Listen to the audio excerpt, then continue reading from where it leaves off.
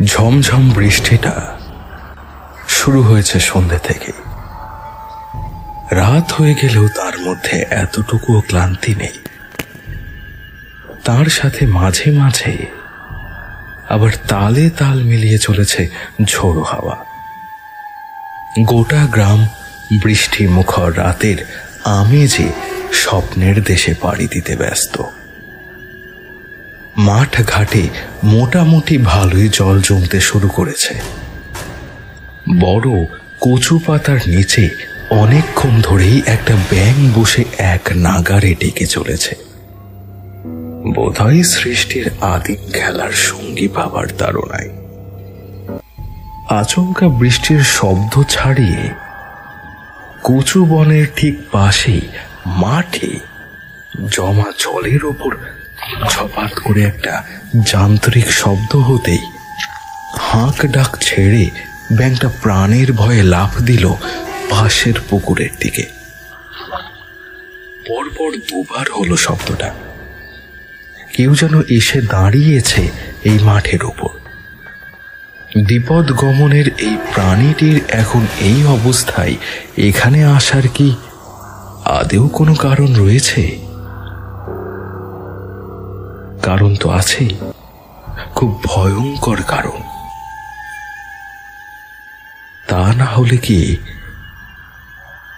এমন দুর্যোগের দিনে এই গভীর রাতে কেউ জল কাদায় অন্ধকারে মাঠে বেরিয়ে আসে নাকি? আপাদ মস্তক কালো রঙের বর্ষাতিতে ঢাকা দেহ,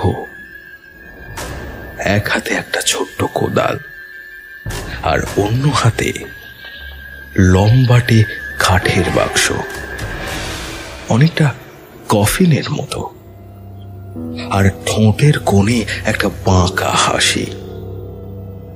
লোকটা এদিক ওদিক তাকিয়ে জল পেরিয়ে এগিয়ে চলল মাঠের পশ্চিম দিকে। গ্রামের চৌহদ্দির বাইরে এদিকটা এলে পড়ে কবরখানা। মাঠের এদিকে না এলে সচরাচর এদিকটা দূর থেকে কারোর চোখে পড়ার কথা নয়। কবরখানাটা পাঁচিল দিয়ে ঘেরা, একটু উঁচু মতো জায়গা।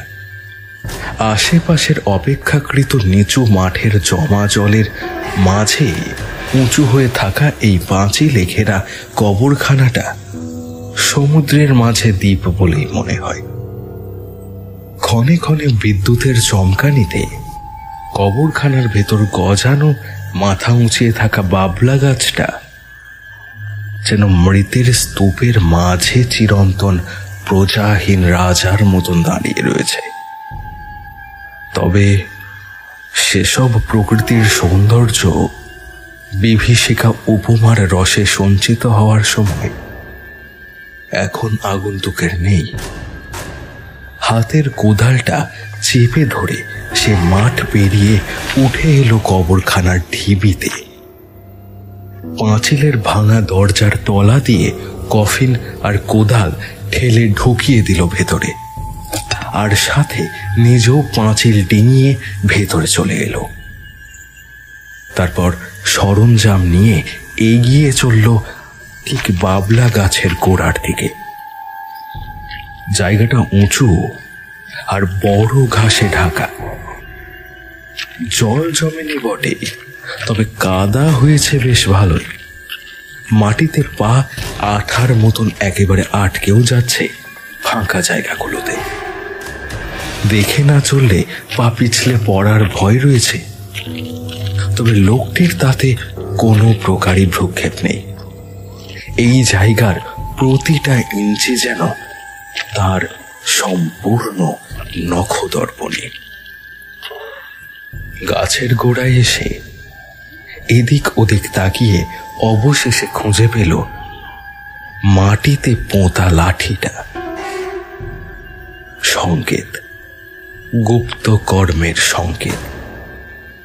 লাঠিটা তুলে বেশ কয়েকবার ঘুরে ঘুরে কি সব মাপামাপি করার পর শুরু হলো আসল কাজ, খোদাই। ঝপাঝপ কোদালের আঘাতে নরম কাদা মাটি উঠে আসতে লাগলো খুব দ্রুত, অথচ মারাত্মক সাবধানে বেশ দক্ষ হাতে কাজ হতে লাগলো, যাতে ভেতরে লুকোনো অভীষ্ট বস্তুর গায়ে এতটুকুও আঁচড় না লাগে। কাজ শেষ হলো, আর সেটা জানিয়ে দিল কর্মকর্তার মুখের অট্ট হাসি।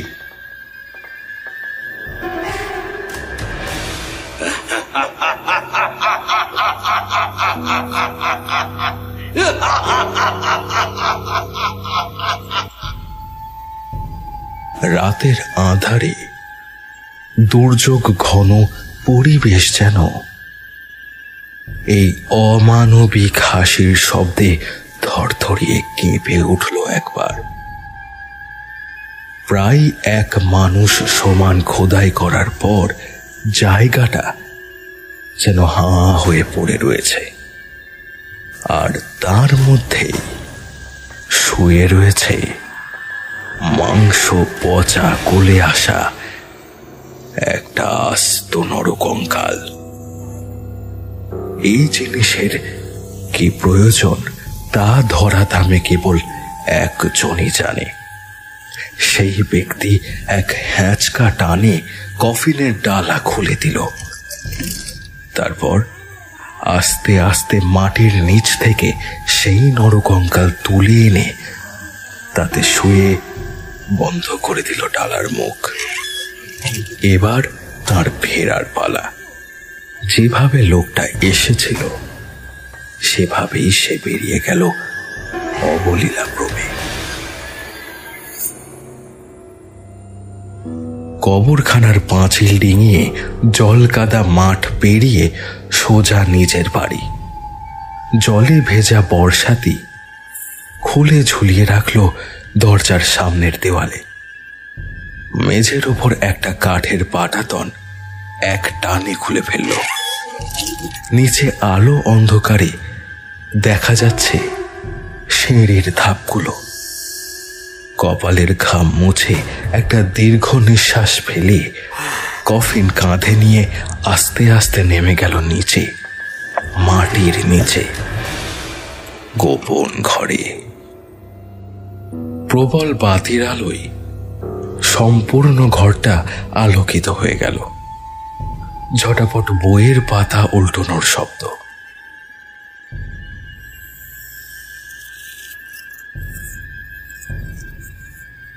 মেঝেতে মাঝামাঝি পড়ে আছে ডালা খোলা কফিনটা।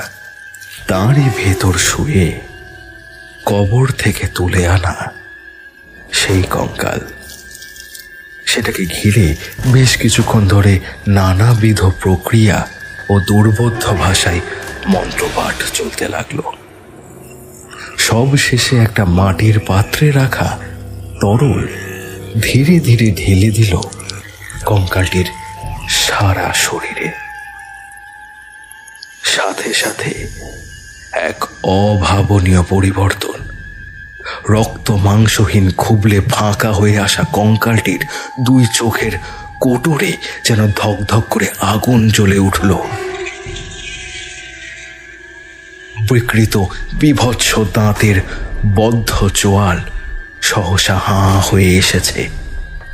একটা বিকট অমানসিক যন্ত্রের ন্যায় ঘর ঘর শব্দ বেরিয়ে আসতে লাগলো সেটির মুখ থেকে। দুপা পিছিয়ে এসে দাঁড়ালো লোকটি। কঙ্কালটা গা ঝাড়া দিয়ে উঠে বসলো ঠিক কফিনের ভিতরেই। জেগে উঠেছে, মরা মানুষ জেগে উঠেছে।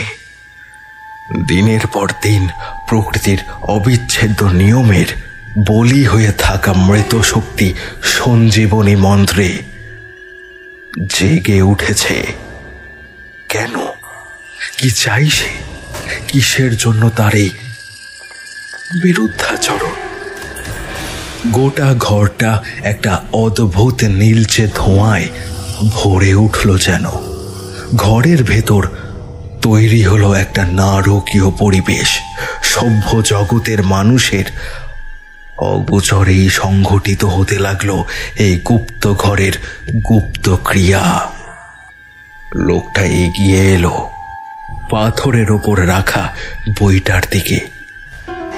আঙুলের চামড়ার কিছুটা কেটে দিয়ে সেখান থেকে বেরিয়ে আসা রক্ত মাখিয়ে নিল কলমের মতন সরু করা একটা হাড়ের টুকরোই,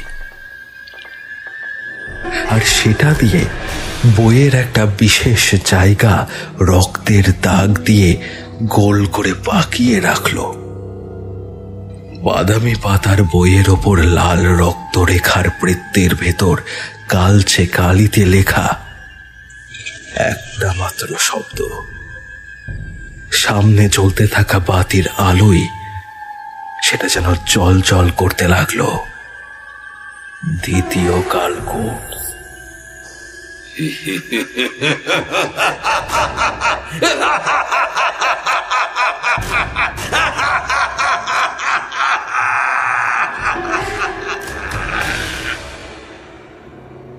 অট্টহাসি, আবার একটা বিকট অট্টহাসি, এক নারকীয় পরিতৃপ্তির অট্টহাসি।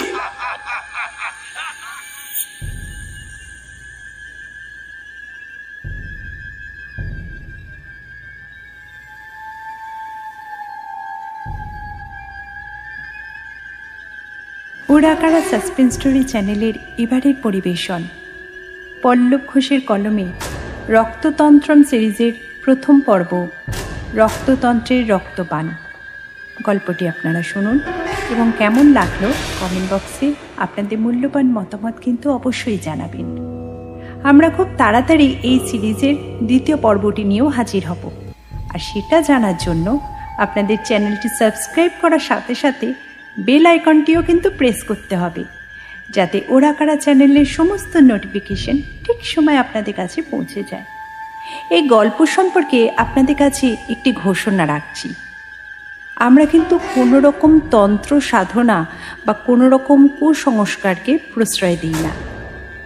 গল্পের প্রয়োজনে এবং আপনাদের মনোরঞ্জনের খাতিরে এই সকল বিষয়বস্তু গল্পে অন্তর্ভুক্ত করা হয়েছে। তাই কোনো গল্পের সঙ্গে যদি কোনো ঘটনার সাদৃশ্য পাওয়া যায়, সেটা হবে সম্পূর্ণই কাকতালীয়। আসুন তাহলে আর দেরি না করে শুনে নিই পল্লব ঘোষের কলমে রক্ততন্ত্রম সিরিজের প্রথম পর্ব রক্ততন্ত্রের রক্তপান।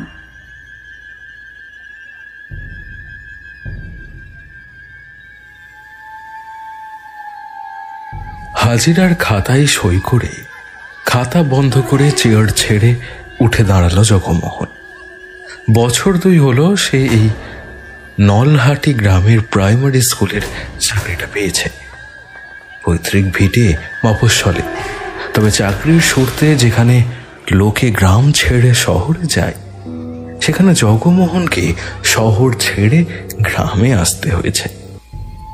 একটা ভাড়া ঘরের ব্যবস্থা করে দিয়েছেন স্কুলেরই হেডমাস্টার রুদ্রনারায়ণ বাবু। আপাতত এই কাজটাই করছে জগমোহন, পরে বাইরে শহরের দিকে ভালো কাজ পেলে চলে যাবে, এমনটা ভেবেই এখানে এসেছিল সে।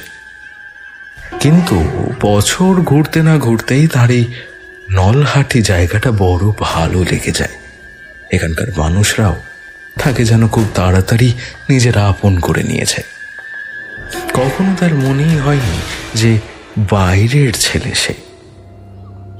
সব থেকে তার ভালো লাগে এই স্কুলের ছোট ছোট ছেলে মেয়েদের ও তার পরস্পরের প্রতি ভালোবাসা। জগমোহনের বয়স 25 ছুঁই ছুঁই, তবে তার মুখের ভাব দেখে তাকে 20-র বেশি কখনোই মনে হয়নি। ছেলেমেয়েরা তাকে মাস্টার দাদা বলে ডাকে। জগমোহন পড়াতে এসে আজ অবধি কখনো বেতের ব্যবহার করেনি। ছোট বাচ্চারা তার ক্লাসে পড়া মন দিয়েই শোনে, আর তাছাড়া একটু আধটু দুষ্টুমি তারা করবেই এই বয়সে। তা বলে বাচ্চাদের গায়ে হাত তুলতে জগমোহন একেবারেই পছন্দ করে না। হাতে চক নিয়ে বোর্ডে বড় বড় করে লেখে গাছেদের কথা। জগমোহন বিজ্ঞানের ছাত্র। সে সোৎসাহে ছেলেদের বিজ্ঞান পড়ায়, বোঝায়, বিজ্ঞানের অদ্ভুত সব আবিষ্কারের গল্প বলে। সে মন থেকে চায় ছেলেরা বিজ্ঞান মনস্ক হোক, তবে এ নিয়ে তার পেছনে লাগা লোক হচ্ছেন একজনই, স্বয়ং হেডমাস্টার রুদ্রনারায়ণ তর্কালঙ্কার। ভদ্রলোক সাহিত্য নিয়ে পড়াশোনা করেছেন, সে ঠিক আছে, তাই বলে জগমোহনের সামনে এমন একটা ভাব দেখান যেন বিজ্ঞান জিনিসটা মানুষের জীবনে অযাচিত একটা ঝামেলা। যেদিকে মানুষের দৃষ্টি নেই, জ্ঞান নেই, বিজ্ঞান সেখানে অন্ধের যষ্টি হয়ে মানুষকে পথ দেখিয়েছে। অথচ এই ভদ্রলোক মনে করেন বিজ্ঞান নিজের সুবিধার জন্যই মানুষের চোখে কাপড় বেঁধে তাকে অন্ধ বানিয়েছে।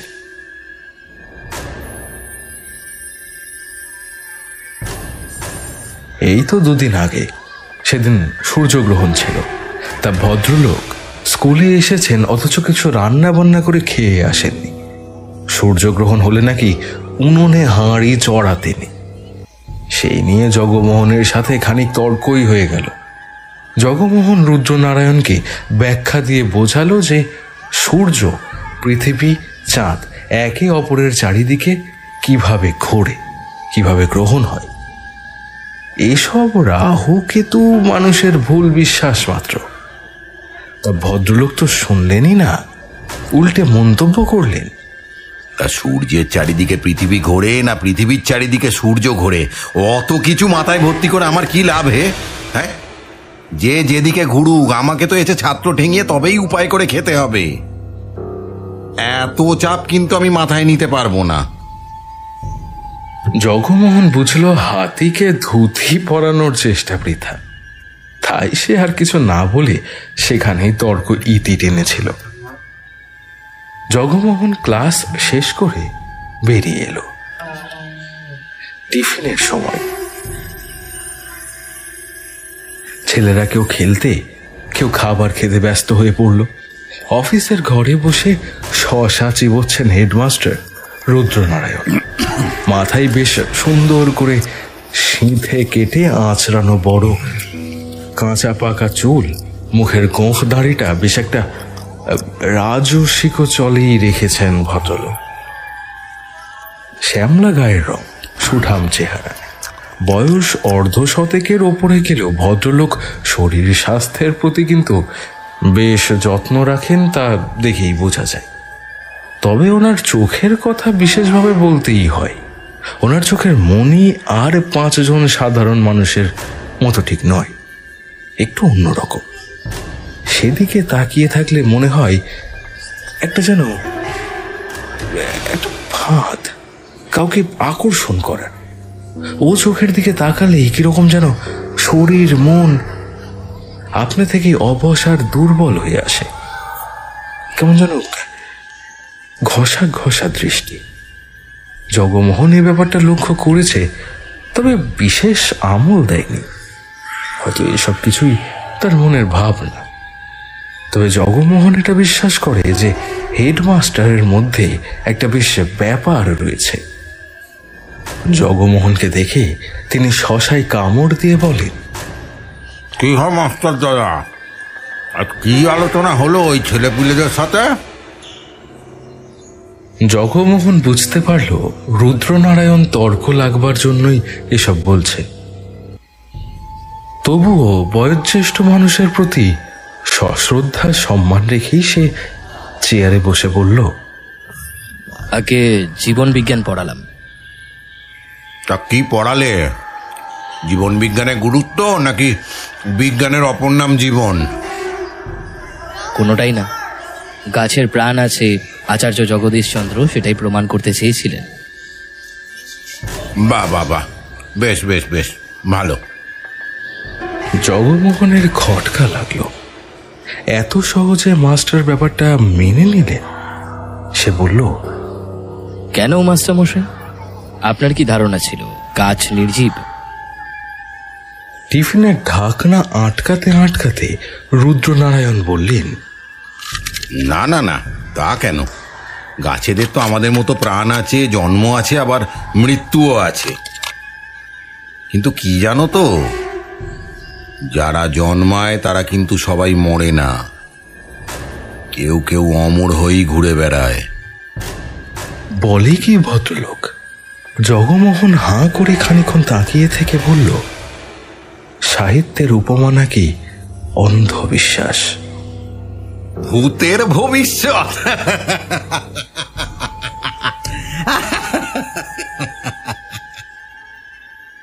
সেই ভূত আপনার মতো মানুষের ঘাড় মটকাতেও 10 বার ভাববে।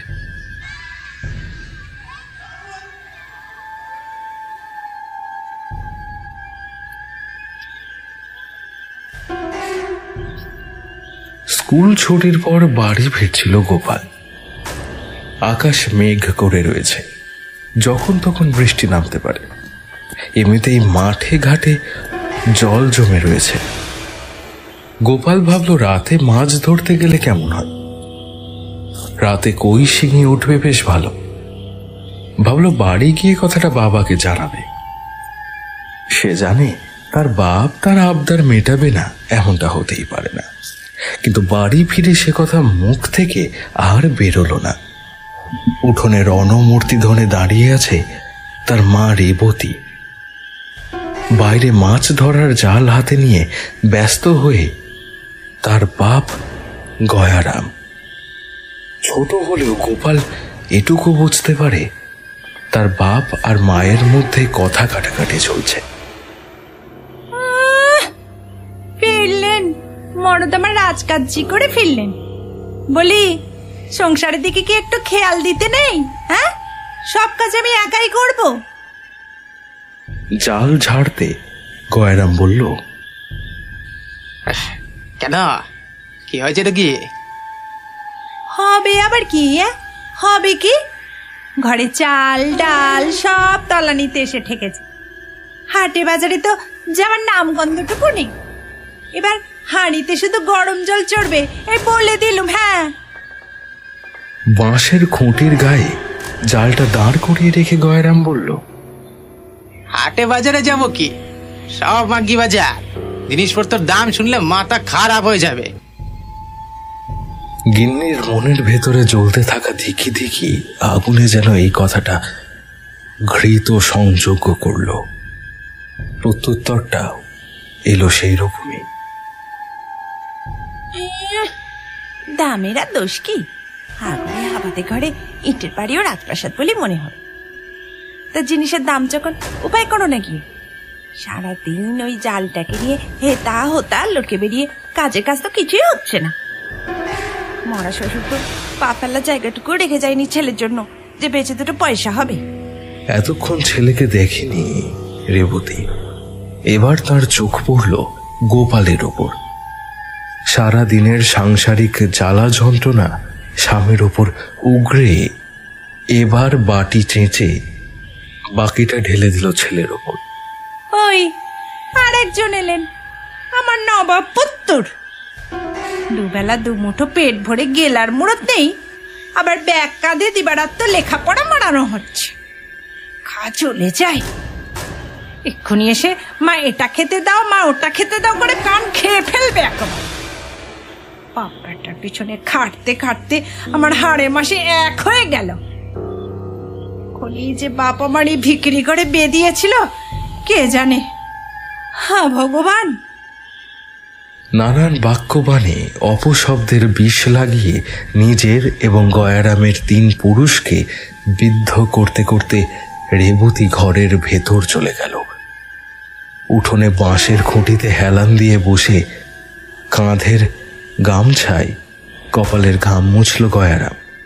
ছেলের দিকে তাকিয়ে বলল, তোর মায়েরা শান্তি হবে না রে। আয় বাবাই, আমার কাছে এসে বস। গোপাল গুটি গুটি পায়ে এসে বসে বাপের কাছে। গয়ারাম হেসে বলে, তা কি শিখলি আজকে স্কুলে?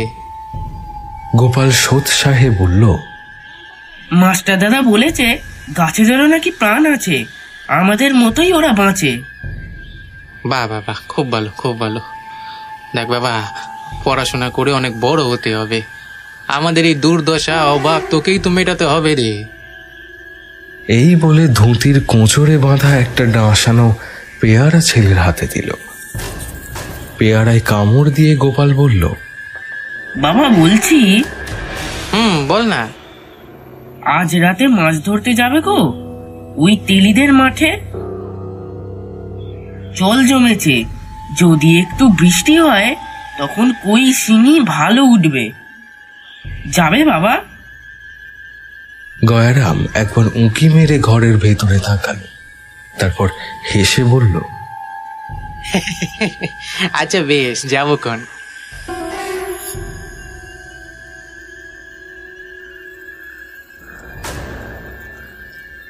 ঝিরঝির করে বৃষ্টি শুরু হয়েছে সন্ধ্যা থেকে। জানালা দিয়ে ঘরে ঢুকে আসা ঠান্ডা হাওয়ায় ঘরের ভেতর জ্বলতে থাকা প্রদীপের শিখা দপদপ করে কেঁপে কেঁপে উঠছে। ছেঁড়া মাদুরিতে শুয়ে ভাবতে থাকে গয়ারাম, একবার জ্বালাটা নিয়ে বেরোবে কি? ছেলেটা তার আবদার করেছে, আর বাপ হয়ে এটুকু সে রাখতে পারবে না। কিন্তু রেবতী জানতে পারলে আবার অনর্থ হয়ে যাবে। এমনিতেও রাত হয়েছে, বৃষ্টিও পড়ছে। কি করা যায়? স্ত্রী পুত্রের আবদার আস্ফালনের সীমারেখায় দাঁড়িয়ে শেষটাই গয়ারামের অন্তরাত্মা পুত্র স্নেহের দিকেই ঝুঁকল। না, একবার যাওয়া যাক। গোপালটা ভুল কিছু বলেনি, মাছ উঠবে ভালো। রেবতীকে ওই মাছ বেচে দুটো পয়সা এনে দিলে ঠিক হয়ে যাবে। মনে মনে বলল গয়ারাম, যদি পয়সা নাও হয়, নিজের ভালোবাসা এখনো এতটা পুরনো হয়নি গয়ারামে। ওপাশে শুয়ে গভীর ঘুমে আচ্ছন্ন রেবতী আর গোপাল। ছেলের মুখের দিকে তাকায় গয়ারাম। আরে, আট পিঠা নিরামিষ কে কে ছেলেটার মুখ চোখ কিরকম যেন শুকনো শুকনো লাগছে। উঠে দাঁড়ালো গয়ারাম, সঙ্গে নিল গামছা, মাথার টোপা আর একটা টর্চ, যেটা সে হরি ঘোষের দোকান থেকে ধার করে এনেছিল শুধুমাত্র রাত বিরেতে মাছ ধরার নেশায়। যেমনটা ভাবা তেমনটি কাজ। চুপচাপ জাল হাতে কোমরে ব্যাগ গুঁজে বেরিয়ে এলো গয়ারাম।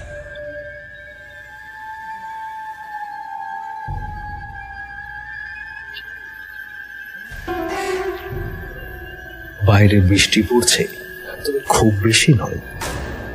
গোটা নলহাটি গ্রামটা জুড়ে নিস্তব্ধ অন্ধকার ছেয়ে রয়েছে।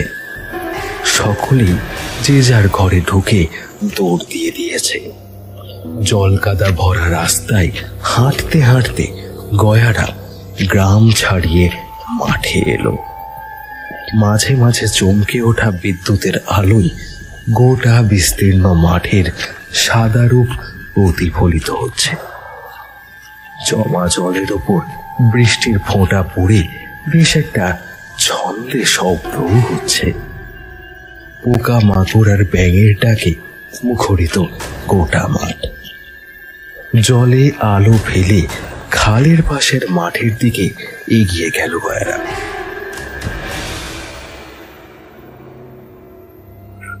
গোপাল ভুল কিছু বলেনি, ভালোই মাছ উঠেছে। ঝপাঝপ জলে জাল পড়তে লাগলো, আর মাছে ব্যাগ ভর্তি হতে লাগলো। গয়ারাম মাছ ধরতে কাজে ব্যস্ত। হঠাৎ একটা ব্যাপার তার খেয়াল হলো। মাঠের পরিবেশটা কিরকম যেন অতিরিক্ত পরিমাণে নিস্তব্ধ হয়ে গেল।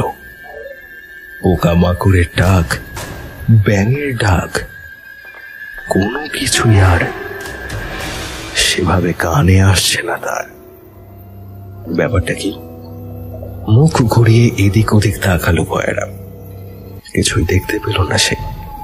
আবার নিজের কাজে মন দিতে যাবে এমন সময় শুনতে পেল শব্দটা। জলের উপর পা টেনে টেনে হাঁটলে যেরকম শব্দ হয়, অনেকটা সেরকম। গয়ারাম আবার ঘুরে তাকালো। আবারও কেউই নেই। আবার সে নিজের কাজে মন দিল। ঠিক আবার সেরকমই শব্দ। আবার মুখ তুলে তাকালো, আবার শব্দটা থেমে গেল। বারবার বেশ কিছুক্ষণ এভাবেই চলতে চলতে গয়ারাম কান পেতে খেয়াল করলো কেউ যেন তার দিকেই এগিয়ে আসছে। ব্যাপারটা ঠিক ভালো লাগলো না তার। না, একই অনেক রাত হয়েছে, এবার তাকে বাড়ি ফিরতে হবে। একা একা এখানে জল কাদায় থাকা আর ঠিক হবে না মোটি। অনেক মাছ ধরা হয়েছে। মাথায় টোপা চাপিয়ে কাঁধে জাল নিয়ে গয়রাম উঠে দাঁড়ানো। জলে পা ফেলে সে দুপা সামনের দিকে এগিয়েছে, আচমকা তখন একটি শক্ত হাত পেছন থেকে কেউ রাখলো তার কাঁধের ওপর।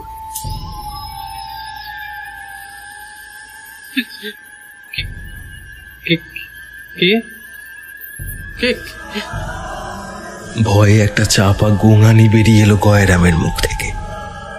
হাতটা তার কাঁধের ওপর চেপে বসতেই সেটার কবল থেকে নিজেকে ছাড়াতে গিয়ে জল কাদায় হুমড়ি খেয়ে পড়ল গয়ারাম। হাতের টর্চ লাইটটা জলের ভেতর কোথায় যে পড়ে নিভে গেল কেউ জানে না। গয়ারাম আস্তে আস্তে উঠে দাঁড়ালো। তার সামনে অন্ধকারে দাঁড়িয়ে রোগাটে একটা ছায়া মূর্তি। তার চোখ মুখ কিছুই দেখতে পাচ্ছে না গয়ারাম। এই বাদলা রাতে জল কাদায় মাঠে কেউ? কাঁপা কাঁপা গলায় গয়ারাম বলল,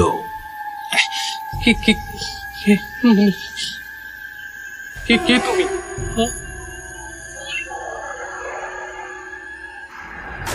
উত্তরটা দিয়ে দিল আকাশে চমকে উঠে বিদ্যুতের আলো। এমন বিভৎস পৈশাচিক চেহারা গয়ারাম স্বপ্নেও কল্পনা করতে পারবে না। লিকলিকে কঙ্কাল সার দেহ, জায়গায় জায়গায় পচে গলে ঝুলে পড়েছে মাংস, চোয়াল থেকে বেরিয়ে এসেছে ছোড়ের মতন ধারালো কদাকার দাঁতের পাটি, আর খুবলনো চোখের দুই কোটরে জল জল করছে আগুনের গোলা। পাতাল গহর থেকে উঠে আসা এক হিংস্র দেহধারী পিশাচ এই রাতের অন্ধকারে এসে দাঁড়িয়েছে গয়ারামের সামনে। ভয়ে আর্তনাদ গড়ে উঠল গয়ারাম, কিন্তু সেটাকেও ছাপিয়ে গেল একটা পৈশাচিক অট্টহাসি।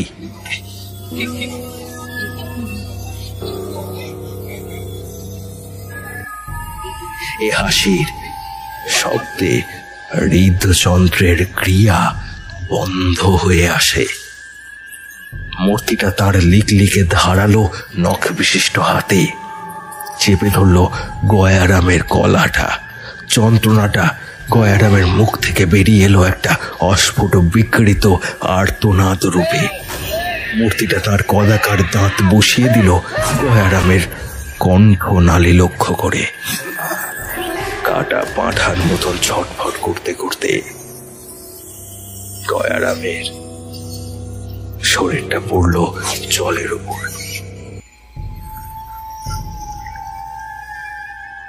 ধীরে ধীরে সেটা শান্ত, রক্তশূন্য হয়ে ঢলে পড়ল মৃত্যুর কোলে।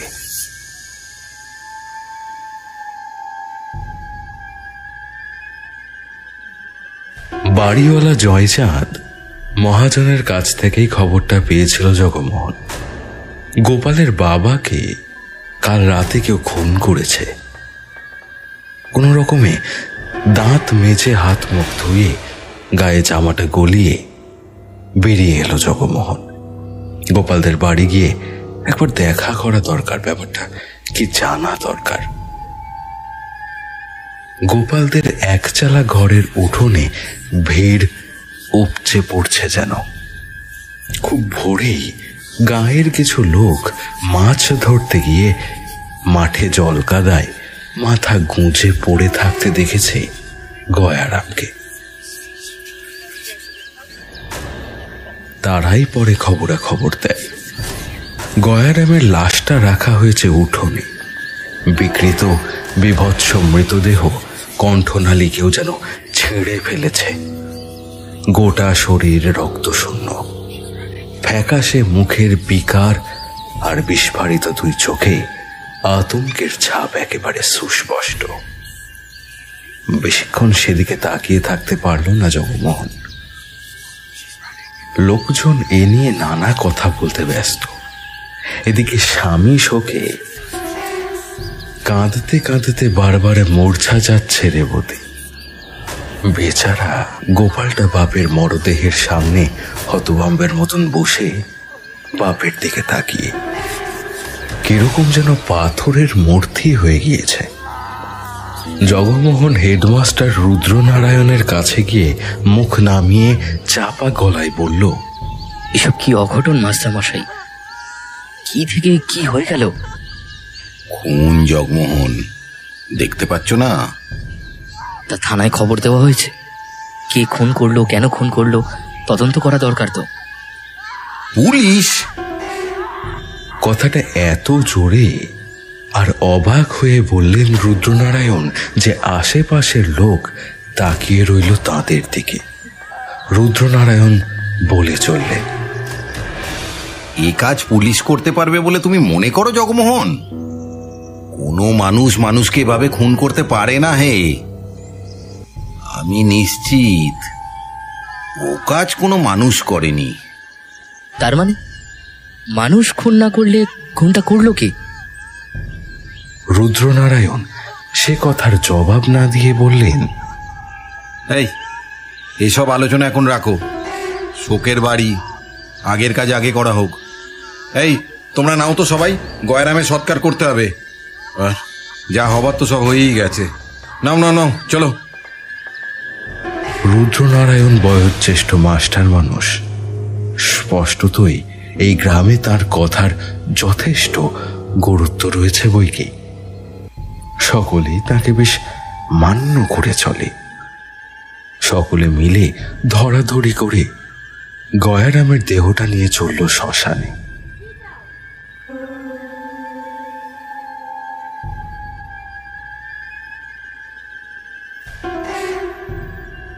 পুলিশে আর খবর দেওয়া হয়নি যদিও, তবে ব্যাপারটা পারলে একটু দুর্ঘটনা হিসেবেও থেকে যেতে পারত, কিন্তু হল না। গ্রামে তার পরপরই আরো দুটো এমনই নৃশংস খুনের ঘটনা ঘটল। সবকটা মৃতদেহের একই অবস্থা, বিকৃত চেহারা, রক্তশূন্য ফ্যাকাশে দেহ। গোটা গ্রামে মানুষের মধ্যে একটা আতঙ্ক ছড়িয়ে পড়ল। লোকজন প্রাণের ভয়ে রাতে বাড়ির বাইরে বেরোনো একেবারে বন্ধ করে দিতে লাগলো। এসবেরই পেছনে কে রয়েছে তা নিয়ে নানা লোকের নানান কথা। কিন্তু কেউ তো সাহস করে খুনিকে ধরার চেষ্টাও করলো না। চেয়ারে বসে বলল জগমোহন, খুনি ধরবার মতো হলে তবেই না তাকে ধরার চেষ্টা করবে। তার মানে পুলিশে খবর দেওয়া হোক, যত বড়ই খুনি হোক না কেন সে নিশ্চয়ই ধরা পড়বে। খবরের কাগজটা ভাঁজ করে রেখে রুদ্রনারায়ণ বললেন, শুধু গয়ারাম খুন হলে মেনে নেওয়া যেত যে তার সাথে কারোর ব্যক্তিগত শত্রুতা ছিল, কিন্তু পর পর তিনটে ভিন্ন মানুষ খুন হলো। এটা দেখে তো বোঝা যায় যে তিনটে খুন একজনই করেছে। গ্রামের এমন সাধারণ মানুষগুলোকে এমন নৃশংসভাবে কে খুন করেছে তাকে তুমি বুঝতে পারছো না জগমোহন? এখানে পুলিশ এলেও কিচ্ছু করতে পারবে না। খুনি মানুষ হলে তবে না তাকে ধরতে পারবে। জগমোহন কথাটা ঠিক যেন মেনে নিতে পারল না। গলার স্বর একটু চড়িয়েই সে বলল, তার মানে আপনি মনে করেন খুনি মানুষ নয়? তা মানুষ নয় তো কি ভূত পিশাচের কাজেই সব? রুদ্রনারায়ণ চুপ করে কেবল শান্তভাবে তাকিয়ে রইলেন জগমোহনের দিকে। জগমোহন চেয়ার ছেড়ে উঠে দাঁড়িয়ে বলল, দেখুন মাস্টারমশাই, আপনি আমার গুরুজন, তবুও বলতে বাধ্য হচ্ছি আপনার এই অবৈজ্ঞানিক অযৌক্তিক মনোভাবগুলো তর্ক আড্ডার সময় মেনে নেওয়া যায়, মানুষের এমন বিপদের সময় নয়। যাই হোক, আচরণের জন্য দুঃখিত। আমার ক্লাস রয়েছে, আমি চললাম। চক ডাস্টার হাতে বেরিয়ে এলো জগমোহন। দেখে অফিস ঘরের বাইরে জড়সড় হয়ে মাথা নিচু করে দাঁড়িয়ে গোপাল। জগমোহন গোপালের মাথায় হাত বুলিয়ে বলল, কি হলো বাবু, কিছু বলবে? গোপাল থমথমে মুখে কিছুক্ষণ জগমোহনের দিকে তাকিয়ে রইল, তারপর বলল, মাস্টার দাদা, আমি আর পড়বো না। উবু হয়ে বসে গোপালকে নিজের কাছে টেনে জগমোহন বলল, কেন সোনা, কি হয়েছে? মা আমাকে আর পড়তে দেবে না। উপায় না করলে আর আমরা খেতে পারবো না। আমাকে একটা কাজ খুঁজে দেবে মাস্টার দাদা? জগমোহনের বুকের ভিতরটা মোচড় দিয়ে উঠল একবার। এতটুকু ছেলে কিনা সংসারের ভার টানতে।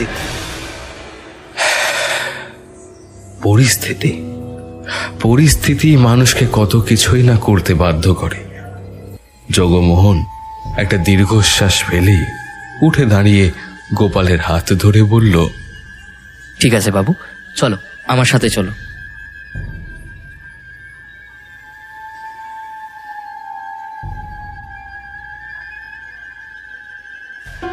খুঁটিতে ঠেস দিয়ে বসে রেবতী।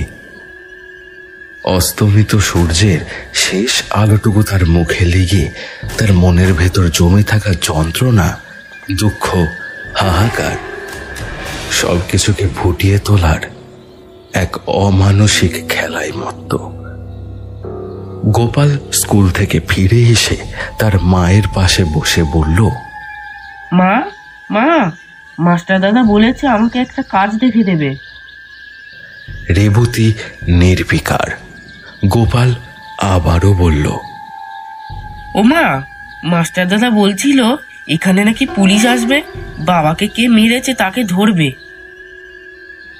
মুখ খুলল রেবতী, ধরা গলায় বলল, পুলিশ আসবে? কি লাভ তাতে? তোর বাপ যে আর ফিরে আসবে না। যে সব বন্যের আমার হলো তা কি আর কোনোদিন মিটবে?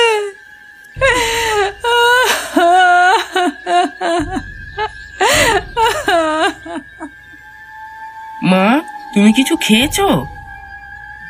কথাটা রেবতীর মনের ক্ষতে হয়তো মলমের মতন কাজ করার জন্য যথেষ্ট নয়, তবে রেবতী আর নিজেকে সামলে রাখতে পারল না। ডুকরে কেঁদে উঠে ঘরের ভেতর চলে গেল। সন্ধ্যায় একটা কানা ভাঙা ঘটিতে জল নিয়ে বেরিয়ে এলো রেবতী। স্বামী মারা গিয়েছে তার। সকাল সন্ধ্যা বেনা গাছে জল দিতে হবে। গাছ পোঁতা হয়েছে বাড়ির পিছনে পুকুর ধারে। রেবতী এগিয়ে চলল বাড়ির পিছন দিকে। এই দিকটা একটু অন্ধকার আর নির্জন। একবার গোপালটাকে বলতে হতো আলো নিয়ে আসতে, মনে মনে ভাবে রেবতী। দূর দূরান্ত থেকে শাঁখ বাজার শব্দ তার কানে আসছে। বোধহয় সন্ধ্যা পুজো সারতে ব্যস্ত সকলে। হঠাৎ রেবতীর মনে হলো কেউ যেন তার পেছনে এসে দাঁড়িয়েছে। কে রে, গোপাল এলি নাকি? ঘুরে তাকিয়ে বলল রেবতী। না, কেউই নেই। রেবতী হাঁটতে হাঁটতে পুকুরের উঁচু পাড়ে পোঁতা বন গাছের সামনে এলো। মৃত স্বামীর উদ্দেশ্যে প্রণাম করে গাছের গোড়ায় জল দিল। বুকটা হু হু করতে লাগলো রেবতী। স্বামীটা তার এইভাবে তাকে একা করে চলে গেল, এখনো যেন সে মানতে পারে না। বাড়ি ফেরার জন্য সে ঘুরে দাঁড়িয়েছে। হঠাৎ একদম তার মুখের সামনে কেউ চুপি চুপি এসে দাঁড়িয়েছে। দেখে আতঙ্কে চিৎকার করে মাটিতে পড়ে গেল রেবতী। ও মা, কে ও? বাবা গো! অন্ধকারে একটা ছায়া মূর্তি এসে দাঁড়িয়েছে ঠিক তার সামনেটাই। হাত মুখ কিছুই বোঝা গেল না। অন্ধকারে আগুনের ভাঁটার মতন দুটো চোখ দেখেই ভয়ে গলদ ঘর্ম হয়ে উঠল রেবতী।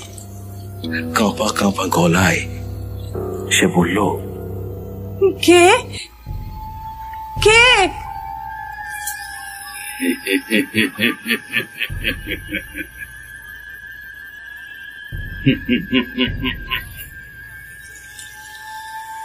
একটা চাপা পৈশাচিক হাসির শব্দে থরথর করে কেঁপে উঠল রেবতী।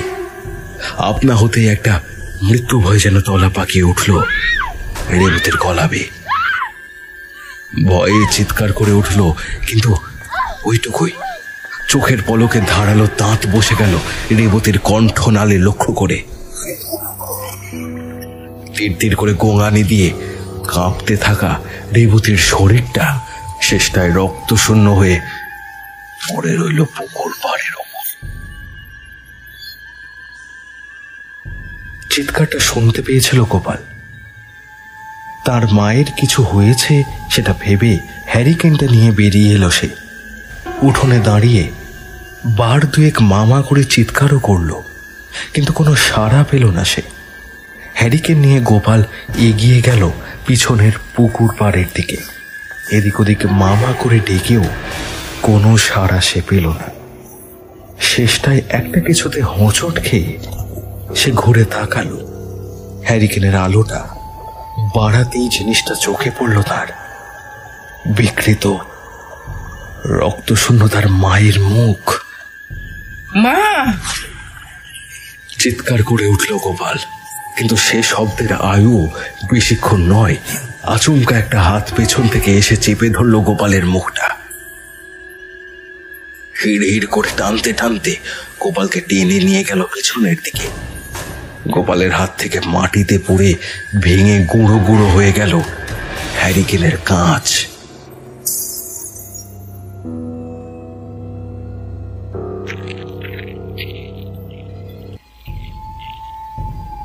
বিকেলে স্কুল ছুটির পর পাশের গ্রামে পোস্ট অফিসে একটা দরকারে গিয়েছিল জগমোহন।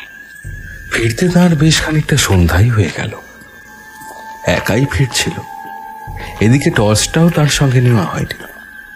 যদিও রাস্তাঘাট সবকিছুই তার চেনা, তবুও বর্ষাকালের ব্যাপার, সাপ খোপরের ভয় তো থেকেই যায়। সাবধানে এদিক ওদিক দেখে পা ফেলে এগিয়ে চলল জগমোহন। এতগুলো খুন খারাপি হয়ে যাওয়ার পর গ্রামটা কিরকম যেন নিস্তব্ধ হয়ে যায় সূর্য ডুবলেই। জগমোহনের বাড়ির আগে পরে হেডমাস্টার রুদ্রনারায়ণের বাড়িটা। ভদ্রলোক একা মানুষ, বিয়ে থা করেনি। তাও যে কি কারণে এত বড় বাড়িটা বানিয়ে রেখেছে কে জানে। হয়তো পৈতৃক ভিটে, তাই আর ভাঙাচোরা করেননি। হঠাৎ একটা দৃশ্য দেখে থমকে দাঁড়িয়ে গেল জগমোহন। অন্ধকারে কেউ যেন একটা অদ্ভুত ভাবে তার দিকে এগিয়ে আসছে। না না, ঠিক তার দিকে নয়, বরং হেডমাস্টারের বাড়ির দিকে। ব্যাপারটা খুব সাধারণ, কারোর হয়তো মাস্টারের সাথে দরকার আছে, এমনটা ভেবে জগমোহন এগিয়ে যেতে পারত। কিন্তু আগন্তুকের চলাফেরার ধরন যেন জগমোহনকে দাঁড়িয়ে যেতে বাধ্য করল। কে আসছে তা বোঝা যাচ্ছে না বটে, তবে লোকটা কিরকম যেন ঝুঁকে মাটিতে পা দুটো টেনে টেনে হাঁটছে। লোকটার চেহারা মনে হয় বেশ কিছুটা লম্বাটে আর রোগা ধরনের। এমন কেউ এই গ্রামে আছে বলে তো জগমোহনের জানা নেই। জগমোহন নিজেকে আরো অন্ধকারের মধ্যে মিশিয়ে দিতে চাইল, যাতে তাকে না কেউ দেখতে পায়। আগন্তুক হাঁটতে হাঁটতে এলো রুদ্রনারায়ণের বাড়ির সামনে। জগমোহন বুঝতে পারল তার বুকের ভিতরটা কিরকম অজানা কারণেই যেন ধকধক করছে। কেন? কিছু কি বিপদের কথা আঁচ করছে সে? মাস্টারের বাড়ির সামনেটাই ঘুটঘুটে অন্ধকার।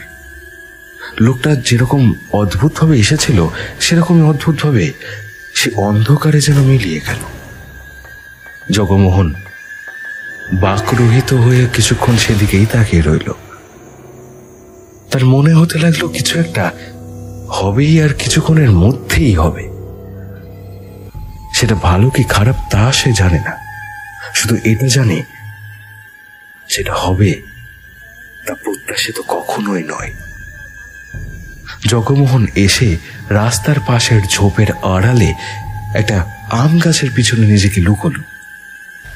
এখান থেকেই মাস্টারের বাড়ির সামনেটা স্পষ্ট দেখা যায়। জগমোহন প্রথমটা ভেবেছিল সে চলেই যাবে মাস্টারের বাড়ি, কিন্তু সত্যি বলতে আজ সকালে স্কুল মাস্টারের সাথে অমন কথা কাটাকাটি হবার কারণে তার কোথাও যেন একটা অস্বস্তি হচ্ছিল ওখানে যেতে। তাও একদম চলে যেতে পারলো না জগমোহন। কিছুর একটা আশায় সে লুকিয়ে অপেক্ষা করতে লাগলো, হয়তো কিছু দৃশ্য বা হতে পারে কিছু শব্দ। রক্তপিপাসু মশাদের অনবরত গুঞ্জন জগমোহনের অপেক্ষার গতিতে বারবার ছেদ ধরাতে লাগলো। বিরক্ত মুখে এদিক ওদিক চাপড় মেরে মশাদের কামড় থেকে নিজেকে বাঁচাতে লাগলো। তবু সেই সবদি কি হয় তা সে দেখেই যাবে। অবশেষে তার অপেক্ষায় ইতি ঘটিয়ে একটা হলদেটে আলো জ্বলে উঠল মাস্টারের ঘরের সামনে। রুদ্ধশ্বাসে সেদিকে তাকিয়ে রইল জগমোহন। মাস্টারের বন্ধ ঘরের দরজাটা খুলে গেল। কেউ কি বেরিয়ে আসবে? কে? আপাদ মস্তক কালো কাপড়ে ঢাকা একটা লোক।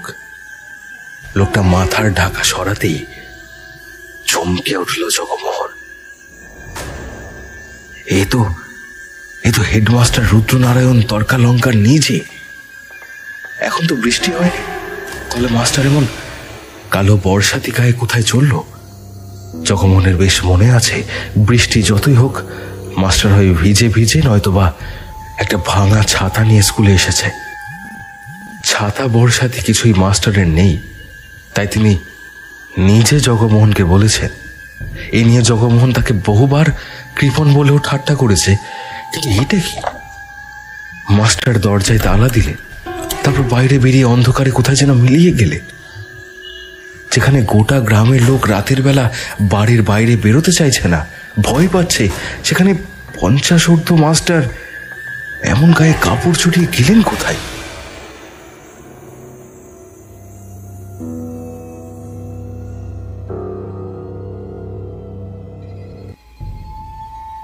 গোপালদের মা বেটার মরদেহটা পরদিন সকালে গ্রামের লোক উদ্ধার করেছিল পুকুরের পাড় থেকে। সে একই রকম বিভৎস মৃত্যু, বিকৃত রক্তশূন্য দেহ। চাঞ্চল্য ছড়িয়ে পড়ল গোটা গ্রামে। পরপর 5টা নৃশংস খুন। না জানে কোন রক্তখেকো পিশাচ রাত নামলেই দাপিয়ে বেড়াচ্ছে এই নলহাটি গ্রামের বুকে।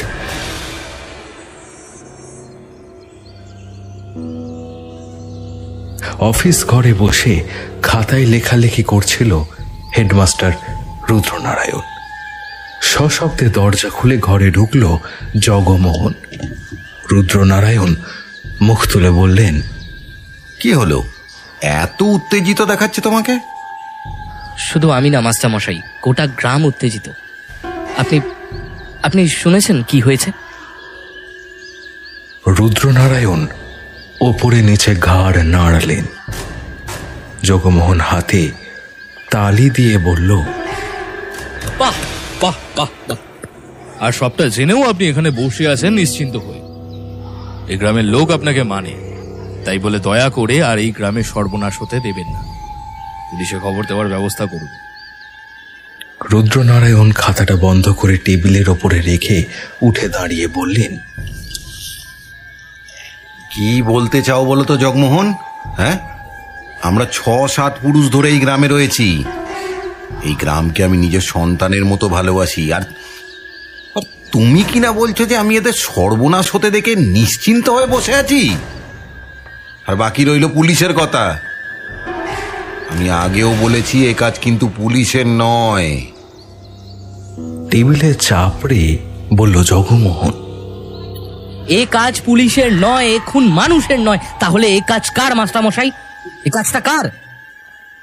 যতটা উত্তেজিত জগমোহন, ততটাই শান্ত হচ্ছেন রুদ্রনারায়ণ। দুই হাত টেবিলের ওপরে রেখে তিনি সামনের দিকে ঝুঁকে শান্ত গলায় বললেন, জগমোহন, অশ্বমেধের ঘোড়া আটকাতে যোদ্ধার প্রয়োজন, গাড়োয়ানের নয়। এই পৃথিবীতে যা ঘটে সব কিন্তু তোমার ওই যুক্তি তর্ক দিয়ে ব্যাখ্যা করা যায় না। আপনার এই দার্শনিকের মতো জ্ঞান শোনার কোনো ইচ্ছে আমার নেই। তো হ্যাঁ, ভালো কথা। তা মাস্টারমশাই, আগের দিন রাতে বর্ষাতি পড়ে একা একা কোথায় বেরিয়েছিলেন? আপনার নাকি বর্ষাতি নেই, জলে ভিজে স্কুলে আসতেন। তা গ্রামের লোক যেখানে ভয়ে রাতে বাড়ি থেকে দুপা বেরোতে ভয় পায়, সেখানে আপনার অমন রাতের বেলা কি কার্য ছিল, জানতে পারি সেটা? রুদ্রনারায়ণ শান্ত অথচ আগুন ঝরানো দৃষ্টিতে তাকালেন জগমোহনের দিকে। বললেন, আমি কোথায় গিয়েছি, কি করেছি, আমার ঘরে বসে আছি কিনা সে কৈফিয়ত আমি তোমায় দেব কেন? হ্যাঁ, আর তাছাড়া তুমি এমন ভাবে কথাগুলো বলছো যেন তুমি আমাকে সন্দেহ করছো। ঠাকুর ঘরে কেড়ে আমি তো কলা খাইনি। ঠিক আছে মাস্টারমশাই, আপনি থাকুন আপনার চিন্তা ভাবনা নিয়ে। আমি নিজেই এই গ্রামের এই সমস্যার সমাধান করব। এই গ্রামকে আমি নিজের বলেই মনে করি, কারোর বিন্দু মাত্র কোনো ক্ষতি হতে আমি আর দেব না। কিছু না বলে চুপচাপ তাকিয়ে রইলেন রুদ্রনারায়ণ। জগমোহন ঘর থেকে বেরিয়েই আসছিল। দরজার সামনে এসে ঘুরে দাঁড়িয়ে বলল, মনে রাখবেন মাস্টারমশাই, রহস্য তো আমিই ভেদ করব। অপরাধ যে করেছে তার কোনো ক্ষমা নেই, সে দোষী যেই হোক না কেন। জগমোহন বেরিয়ে এলো।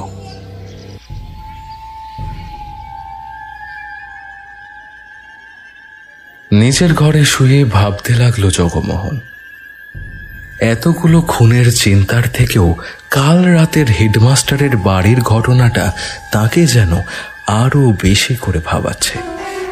জগমোহন নিশ্চিত মাস্টার কিছু তো একটা ব্যাপার লুকাচ্ছেন। কেন তিনি পুলিশ ডাকতে এতটা গড়রাজি? কাল রাতেই বা ওই অদ্ভুত লোকটা কে ছিল? কেন সে ঢুকলো মাস্টারের ঘরে? তাহলে কি এসবের পেছনে?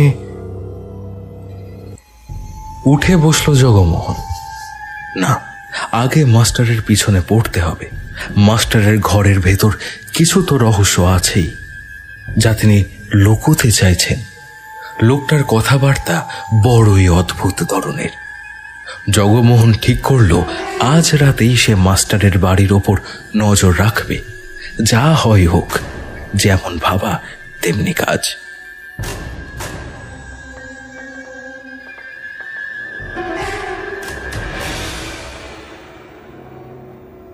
সন্ধ্যার কিছু পরেই জগমোহন বেরিয়ে পড়ল।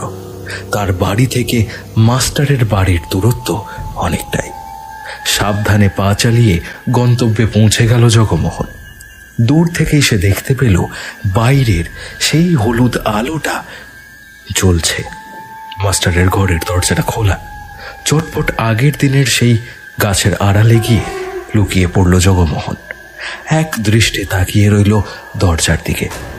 কিছুক্ষণ পরেই দরজাটা কেউ যেন ভেতর থেকে বন্ধ করে দিল। জগমোহন নিঃশব্দে অপেক্ষা করতে লাগল। প্রায় অনেকটা সময় কেটে গিয়েছে। গোটা গ্রাম ঢেকে গিয়েছে আঁধারের চাদরে। আকাশে মেঘের গুড়গুড়ানি শোনা যাচ্ছে, আবার বৃষ্টি আসবে। হঠাৎ মাস্টারের ঘরের দরজা আবারও খুলে গেল। বাইরে বেরিয়ে এলেন স্বয়ং মাস্টার। সেই কালো বর্ষাতিতে ঢাকা দেহ। মাস্টার আগের দিনের মতোই দরজায় তালা লাগালেন। তারপর এদিক ওদিক তাকিয়ে বেরিয়ে গেলেন বাইরে। আরো কিছুক্ষণ অপেক্ষা করে জগমোহন আস্তে আস্তে বাইরে বেরিয়ে এলো। তালা ভাঙার জিনিসপত্র সে সঙ্গে নিয়েই এসেছে। চুপি চুপি দরজার সামনে গিয়ে এদিক ওদিক তাকিয়ে নিজের কাজ সারল। তালা ভেঙে আলতো ঠেলা দিতেই দরজাটা খুলে গেল। ঘরের ভিতর পা রাখতেই কিরকম একটা বিকট গন্ধ জগমোহনের নাকে এলো। মাস্টারের প্রতি তার সন্দেহটা এতে আরো প্রবল হলো। গোটা ঘরটা একটা মৃদু আলোয় ঢাকা। ঘরের এক ধারে পড়ে রয়েছে একটা কাদা মাখা কোদাল। রুদ্রনারায়ণ কি মাঠে চাষবাস করেন নাকি?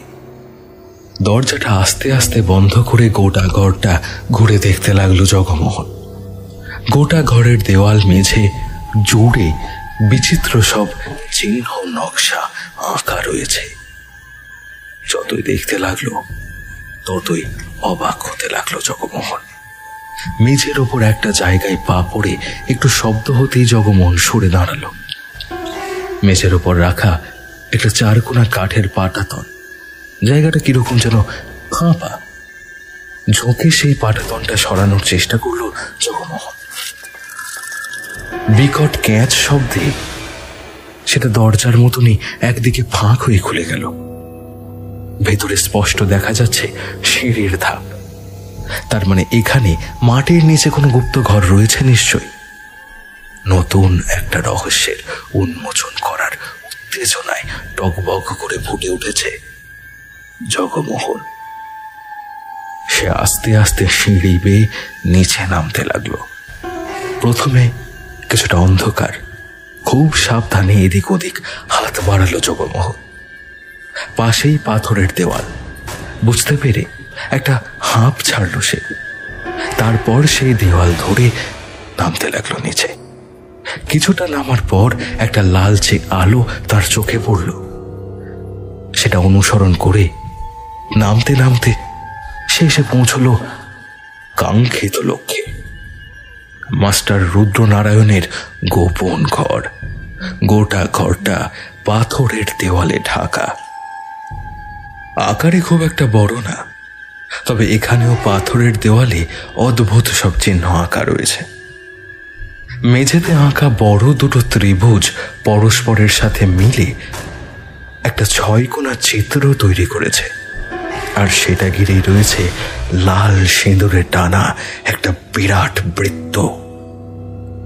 6 কোণায় রয়েছে 6টি বাতি, আর ঠিক মাঝখানে পোড়া কিছু জিনিসের ছাই রয়েছে।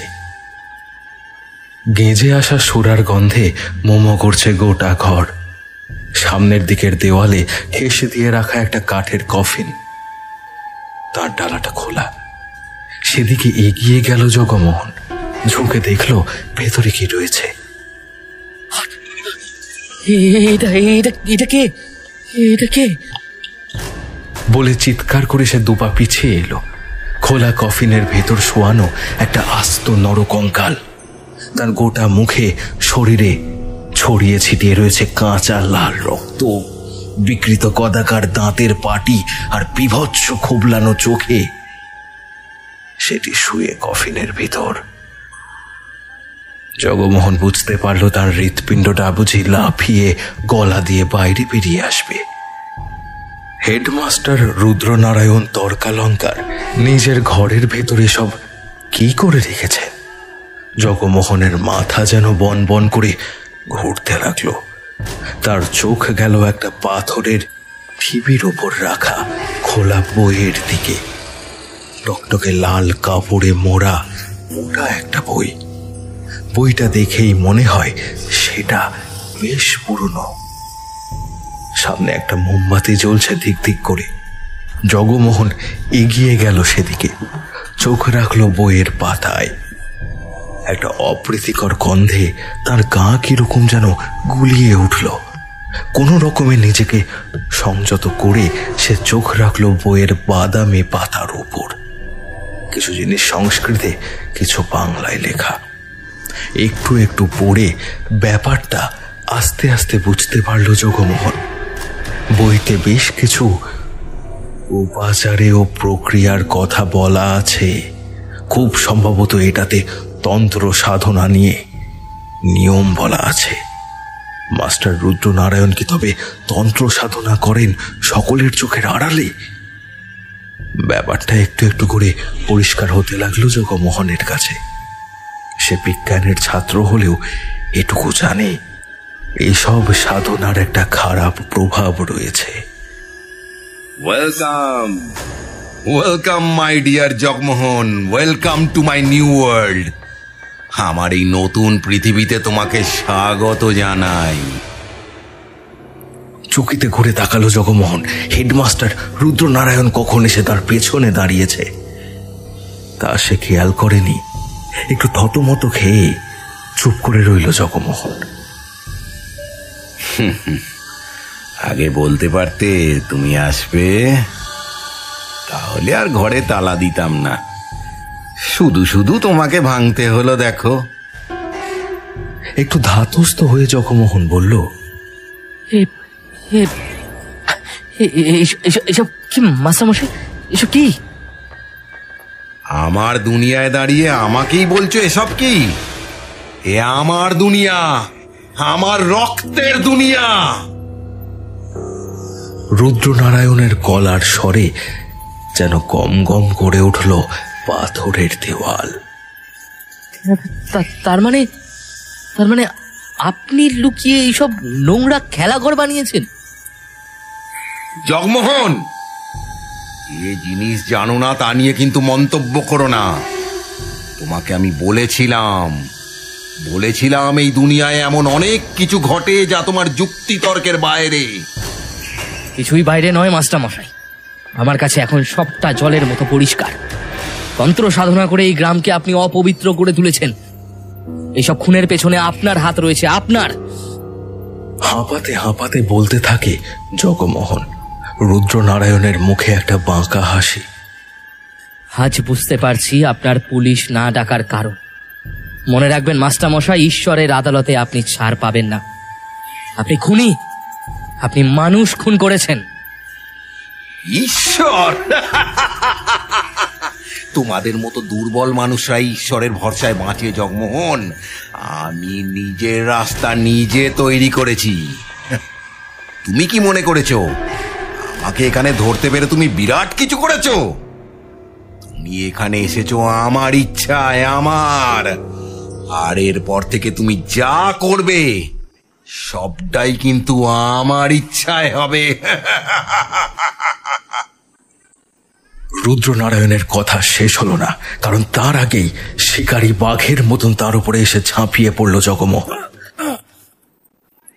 রুদ্রনারায়ণকে মাটিতে ফেলে তার গলা টিপে দাঁতে দাঁত চেপে বলল, আপনি বেঁচে থাকলে তবে না আপনার ইচ্ছে মাস্টারমশাই, আপনার তবে তো ইচ্ছে।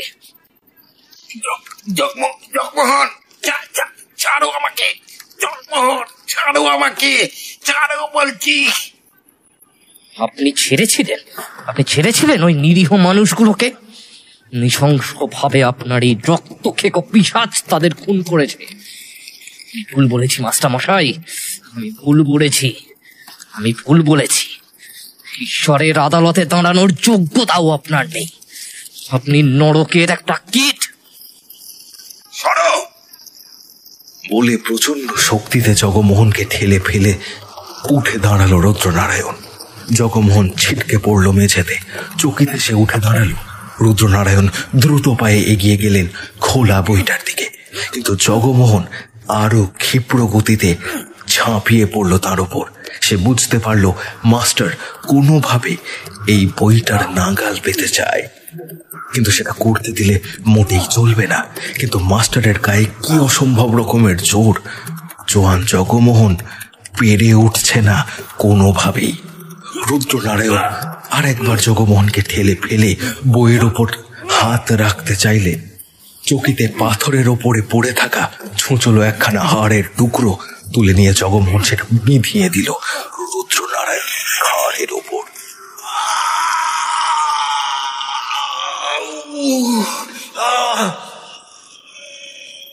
চিৎকার করে উঠলেন রুদ্রনারায়ণ। আঘাত মোক্ষম জায়গায় হয়েছে, তার ফলটাও জগমোহন পেল হাতে নাতে।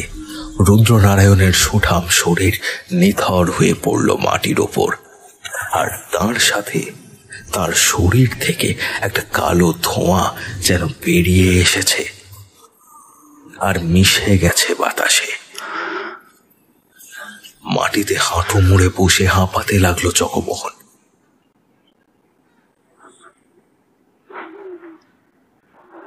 হঠাৎ কফিনের ডালা থেকে একটা বিকট আর্তনাদ ভেসে এলো যেন। জগমোহন অবাক হয়ে দেখল সেই বিভৎস নরকঙ্কালটি গুঁড়ো গুঁড়ো হয়ে মিশে যাচ্ছে। মালিক যখন শেষ, তার মালিকানাও শেষ। কিন্তু ওই বইটা, উঠে দাঁড়িয়ে বইটার সামনে গিয়ে দাঁড়ালো জগমোহন। এতে এমন অনেক কিছু লেখা আছে যা জগমোহনের জানাটা দরকার, খুবই দরকার।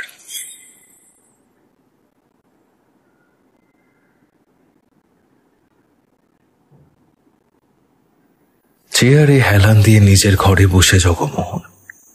সামনের টেবিলে খোলা বইটা। যাবতীয় যুক্তিতর্ক কোনো কিছুই আর স্পর্শ করছে না তাকে। এতক্ষণ সে যা পড়ল তার কি আদৌ কোনো ব্যাখ্যা হয়? বইটির রচয়িতা রুদ্রনারায়ণের ঠাকুরদা, নরনারায়ণ। অথচ তিনি নিজেই এই বইতে লিখেছেন তার কখনো বিয়েই হয়নি। তবে রুদ্রনারায়ণ কে? এত সহজে কি করে মরতে পারেন এমন একজন মানুষ? নরনারায়ণ নিজেও একজন মহান তান্ত্রিক ছিলেন, তবে তিনি এই বই লেখার কাজ সম্পূর্ণ করতে পারেননি। এখনো সেই বই লিখে চলেছেন রুদ্রনারায়ণ। গূঢ় নারকীয় শক্তির গাথা বইয়ের প্রতিটি ছত্রে ছত্রে রচিত, কি দিয়ে লেখাই সব। রক্ত, প্রথম কালকূট, দ্বিতীয় কালকূট, কারা এরা? আর কে সেই তৃতীয় কালকূট যে পা রেখে দিয়েছে এই নলহাটি গ্রামে? এত গূঢ় সাধনার জ্ঞান ভাণ্ডার কি কোনো মানুষের মধ্যে থাকা সম্ভব? আদৌ এই বই নরনারায়ণ নিজে লিখেছেন নাকি? আর ভাবতে পারে না জগমোহন। মাথাটা তার ঝিমঝিম করছে। ক্লান্তিতে অবশ হয়ে আসছে তার শরীর। অদৃশ্য কারা যেন তাকে ঘিরে ধরেছে আস্তে আস্তে। বইটা বন্ধ করল জগমোহন। বইয়ের লাল কাপড়ের ওপর মোটা মোটা হরফে লেখা রক্ততন্ত্রম। রক্তে লেখা প্রতিটি অভিশপ্ত অক্ষর জাগিয়ে তুলেছে কেবল অশ্বমেধের ঘোড়ারূপী নরহত্যাকারী রক্ত খেকোদের। বিছানায় গায়ে এলিয়ে দেয় জগমোহন। মাথাটা প্রচন্ড যন্ত্রণা হচ্ছে তার। শরীরে কিরকম যেন একটা ভার অনুভব সে করছে। হঠাৎ সে শুনতে পেল একটা হাসির শব্দ। রক্তের দুনিয়ায় তোমাকে স্বাগত জগমোহন। আমার এই নতুন পৃথিবীতে তোমাকে স্বাগত। রুদ্রনারায়ণ হেডমাস্টার না তান্ত্রিক রুদ্রনারায়ণ তর্কালঙ্কার? মৃত্যুর পরেও তার হাসি পিছু ছাড়েনি জগমোহনের। মাথার প্রতিটা শিরা যেন ছিঁড়ে যাচ্ছে জগমোহনের। সেই সাথে এই অপার্থিব অট্টহাসি যেন তাকে সব দিক থেকে গ্রাস করেছে। জগমোহনকে এ বাঁচতে দেবে না। অশ্বমেধের ঘোড়াকে আটকেছে জগমোহন। যুদ্ধ তো তাকে করতেই হবে।